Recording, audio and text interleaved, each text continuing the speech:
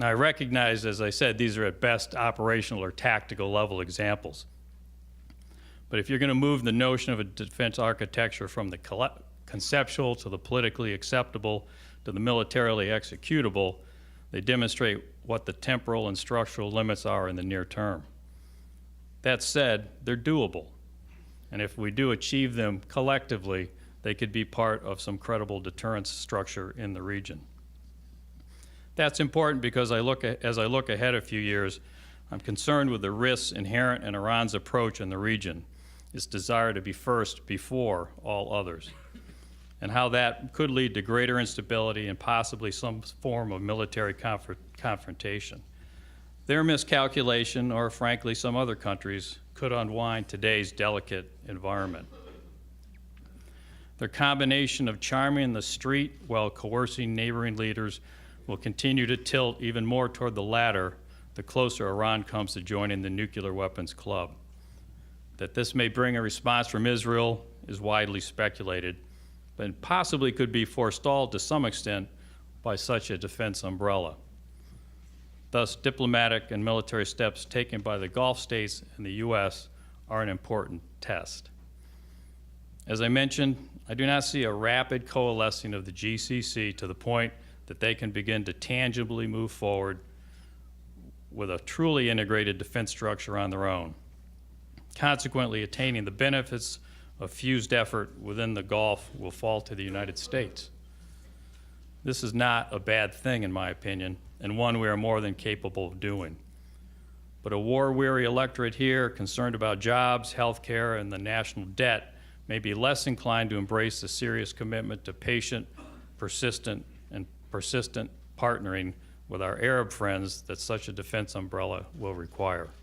To my mind, this is as much a strategic leadership challenge in the United States as it is in the Gulf. Thank you very much.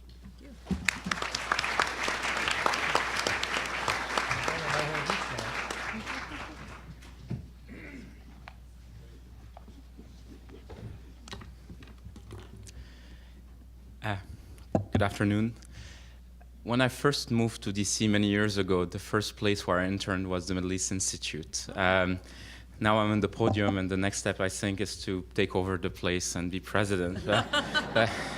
I hear you have to be a senior U.S. diplomat to get that job, so I need the citizenship, the clearance, and State Department job, so please. Sorry. There are many people in this room who have been, thinking, talking, encouraging Gulf and despairing about the lack of Gulf coordination and integration when it comes to defense and security issues from even before I was born. So I'm going to be pretty sober and report that very little has changed since. But I'm also going to argue that the real story is elsewhere, that the Gulf states are devising new, more sophisticated security strategies that make more sense than actually investing too much time, energy, rhetoric into major defense ventures like building a regional security organizations like a NATO-type security organization that is unlikely to take off anytime soon. Simply put, today, and despite a very tumultuous and rapidly changing security environment, the Gulf states are still not talking and acting in terms of collective security. The GCC, that started as a political security organization a long time ago, hasn't made any real headway. It has become an engine of economic integration, but has not been successful in coordinating and integrating security and defense policies.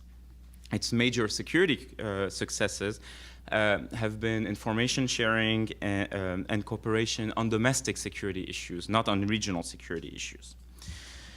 In the best of worlds, a Gulf security coordination would have by today led to integrated GCC-wide early warning air defense and missile defense systems. And, if you want to push that even further, to, a Gulf NATO. We're still very far from that.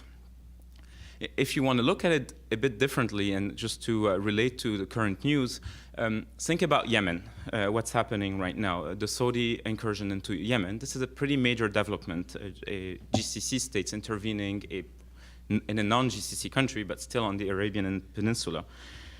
It's interesting for me to know whether the other states, GCC states, had been briefed about the incursions, what the objectives are, what is the strategy, whether there is a post-conflict reconstruction plan, and so on. I have no idea. But this is a major development that relates to the security of the whole region, and yet we still don't have any clarity, transparency about what the objectives are. But in a way, I think the Gulf states have been pretty realistic and honest about the limits and merits of inter-GCC security and defense cooperation.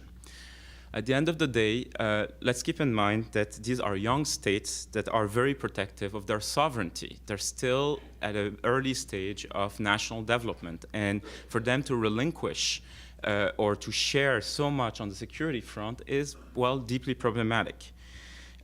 These are also states that have young and small militaries. These are still burgeoning security institutions that don't really think in broad terms about what security means.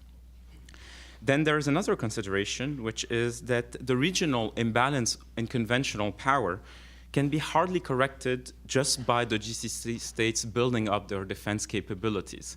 In Iran, if Iran is perceived as the main threat today, Iran is a country of 70 to 75 million people. Look at the size of the place. The Gulf states altogether wouldn't reach 30 million. You have an issue of talent. The Gulf states don't have, as I said earlier, old armies.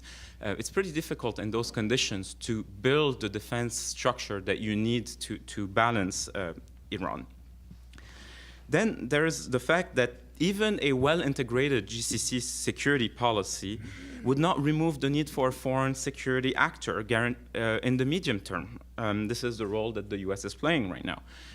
Keep in mind that the force that we know as Peninsula Shield could not and did not deter or repel the Iraqi aggression of Iraq. The US and the coalition did. Another point is that the Gulf states feel that they always have more leverage when it comes to security defense issues in bilateral relations than in a multilateral framework.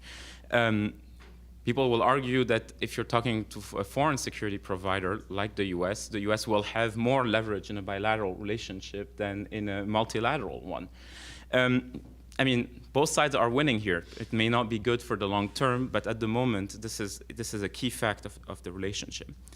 And finally, defense and security policy in the region happens at a very senior, personalized level. This is the President of the United States or France talking directly to the King of Saudi Arabia or the President of the UAE. So all this conspires in a way that is not very conducive to the formation of a strong GCC security organization. That said, the Gulf states themselves have provided some ideas about regional security in recent times. The notion of a Gulf-wide nuclear weapons-free zone instead of a Middle East-wide in a first stage. And I know that a lot of people will push back on this idea, but the Gulf states have a point here. Why not push for a sub-regional agreement? After all, Egypt signed peace with Israel, and Egypt and Jordan have signed peace with Israel without conditioning peace on nuclear disarmament. The Arab Peace Initiative, as far as I know, doesn't mention Israeli nuclear weapons at this point, and Syria has not even conditioned its own peace with Israel on disarmament. So to force the Gulf states to actually abide by a taboo that other states are not respecting would be in a way unfair. If that's a card that they can, if that's a level at which they can engage Iran, why not?